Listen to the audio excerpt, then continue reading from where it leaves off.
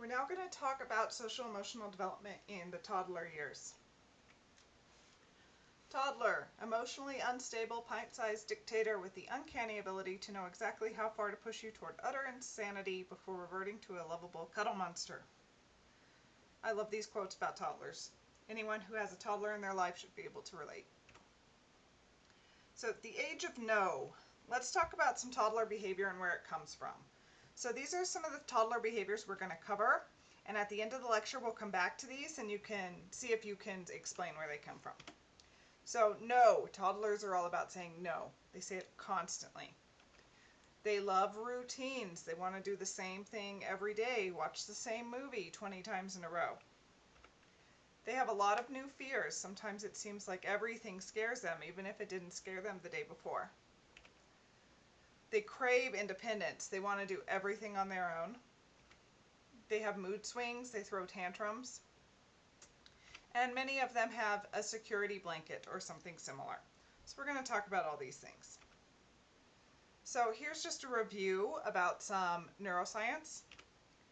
Remember, executive functions are still under development. The prefrontal cortex is still immature. That means toddlers don't have impulse control. They can't regulate their emotions. They can't do any of those higher functions such as planning or cause and effect. They just don't have it yet. Their brain is not working at that level yet. And that means they don't have impulse control. They just don't.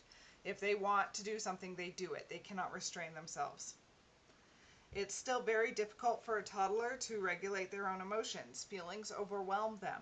It's like they have no filter. When they feel something, they feel it all the way. They can't judge it. They can't regulate it. Remember we talked about egocentrism and magical thinking? Okay, so they still have that going on. The world is all about them and they tend to believe everything. And they really lack logic. They have no concept of real cause and effect. So what I want you to do, I'm not going to post this on Blackboard, but I want you to think about how all these things might affect their behavior. How could being egocentric and unable to regulate your emotions and unable to control your impulses affect how you behave? Think if an adult had all those things, what would they do? So the world is a scary place. New cognition is a double-edged sword. With increasing cognition comes new fears. This is part of why toddlers love routines. They like predictability. They take great comfort from them. Something new can create anxiety and uncertainty, so that's why they really like something that's predictable. They know what to expect. Nothing can surprise them. Now, this does depend on temperament. Some toddlers are going to like routine a lot more than other toddlers. Some toddlers won't even seem to care. But remember, new things are scary, so routines are very comforting. Now their imagination is improving, and this leads to some scary things too. It can lead to really fun play, but it can mean that a shadow in their bedroom is a monster. And fears. So now that they have better imagination and a better memory, they're better able to anticipate. They hate and fear change. They can get upset by something as simple as a haircut or new glasses. Some are scared by the water going down the bathtub drain. They think that it can carry them with it.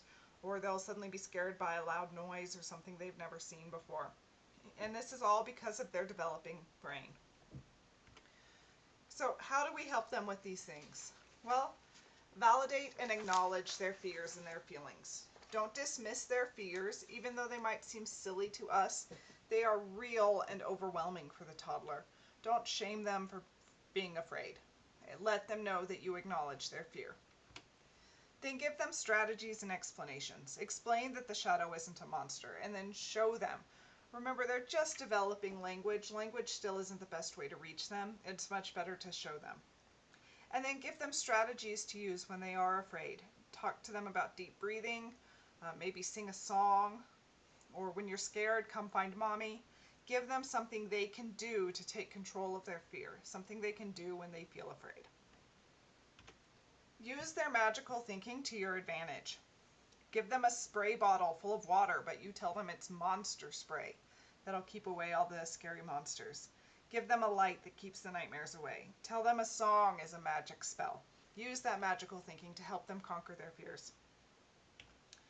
Give them a comfort object and something to hold when they're scared. This can help. It could be a blanket, a pillow, a stuffed animal, just something that they can cling to and squeeze. And we can use pretend play to help them confront their fears. So if they're going into a new situation, such as a dentist or a hairdresser, pretend play with it. Act it out in advance. Take turns being the dentist and the patient. And then play the game multiple times, talking about it every time. And then when the real situation appears, it's not as frightening for them because they've played that situation already. Their brains kind of know what to expect. Autonomy versus shame and doubt is Erikson's second stage in his 8-stage theory.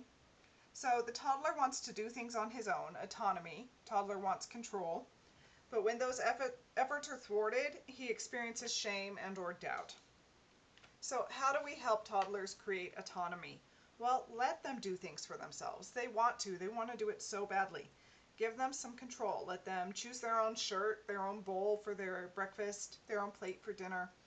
Whatever is safe to give them control for, give it to them. Let them make some of their own decisions. Let them dress themselves, even if it means they put their shorts on backwards. Let them do things.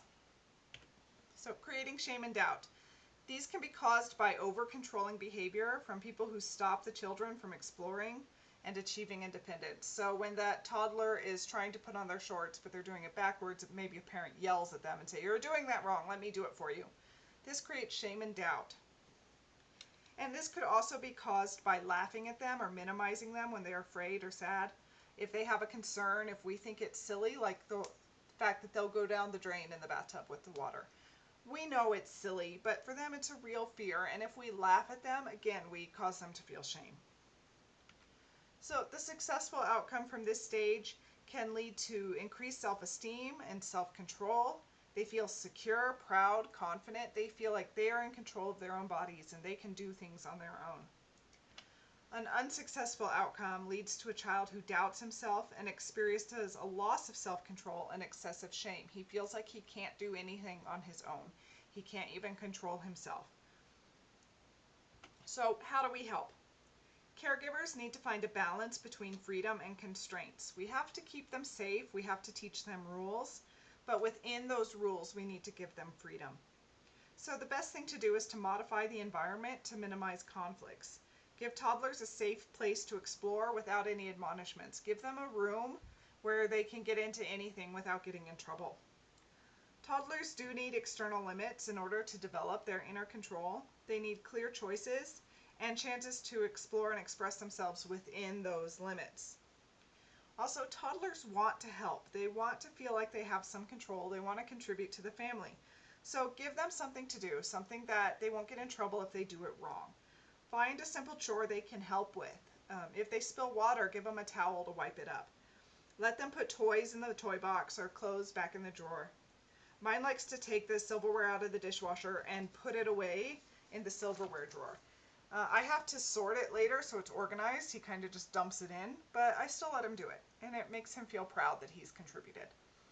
He'll take clothes to the hamper or throw toys in a box with me. And when he spills, there's a towel that he can reach that he will go and get and wipe up the spill. And as he's gotten older, he starts to do more and more of these things on his own without even asking me about it. Also, choices. Toddlers want autonomy and control, so whenever you can, give it to them. Let them choose which shirt to wear or which toys to play with. But don't give them too many choices. That can overwhelm them. Just give them 2 or 3 options, but you need to make sure that you're okay with all of the options you give them. I once heard a mother say to a toddler, "Do you want milk or juice?" The toddler says, "Juice." Mom says, "You're getting milk." No, that's worse than not giving them a choice at all. Don't give them a choice if there's only one correct answer. If you give them more control in the areas where you can afford to, they'll be more likely to relinquish it in areas where they can't have a choice, such as wearing a seatbelt when they're in the car or going to the doctor. Give them control whenever you can.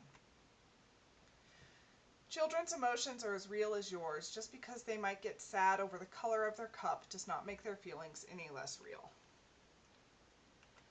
So now we're going to talk about tantrums. the toddler brain. If anyone is reading or has read The Whole Brain Child, it talks about the upstairs brain versus the downstairs brain. The downstairs brain is more primitive, it's what holds all our emotions, and the upstairs brain is the prefrontal cortex, it's what regulates those emotions. The toddler's upstairs brain is still under construction. They can't access it very well yet. So when strong feelings hit, they completely lose their access that's already limited to their upstairs brain. They cannot control those emotions. So toddler emotions, they don't know how to express what they're feeling. They can't regulate them. Their emotions are strong and overwhelming. They have no filter. The emotions rush through their whole brain. So what causes tantrums? Well, when a child's emotions overwhelm them, they have a meltdown. When the child is too often prevented from exerting independence, frustration increases and can lead to more meltdowns. So the child internalizes the over-controlling behavior from the adult, and according to Erickson, this can result in inflexible, unyielding adults. Okay, so we have to give them, again, control, because when they feel frustrated, they melt down. So I'm using the term meltdown and tantrum. Well, what's the difference? There is a difference. A meltdown is a genuine crisis. It's something is horribly wrong and they cannot control the emotions rushing through their brain. A tantrum is an intentional attempt to get their way, something that they're trying out to see if it works. Mine used to throw himself down onto the floor and kick his arms and feet, but I could tell he wasn't really upset. He was just trying to make a point. So there is a difference, and how you treat them should be different. So in a meltdown, a genuine crisis, the worst thing to do is ignore them and walk away. The child is in genuine distress and needs comfort and help returning to a state of calm. That does not mean to give in to them when they have a meltdown. It just means to acknowledge their distress and help them name and regulate their feelings. Try to prevent the meltdowns whenever possible. But when they do have them, remember it's because the toddler has lost control and they need help getting that control back. Leaving them alone makes it worse. Ignoring it is invalidation. How would you feel if you were very upset and the person you looked to for comfort and balance just walked away or said, "I can't be with you when you're like this. Get yourself together." It would make it much worse, right? So give them love and comfort. Acknowledge their feelings. Don't give in to them or bribe them. That can lead them to having tantrums instead of meltdowns. Once they are calm, you can talk to them. You cannot talk them down from the ledge, so to speak, when they are in the middle of a meltdown. You have to connect with them physically and emotionally before their brain is in any state to listen to your words. Remember, toddlers are emotional creatures, not verbal. Comfort, validate, and distract. Don't lecture. When little people are overwhelmed by big emotions, it's our job to share our calm, not join their chaos. So we will continue this in the next video.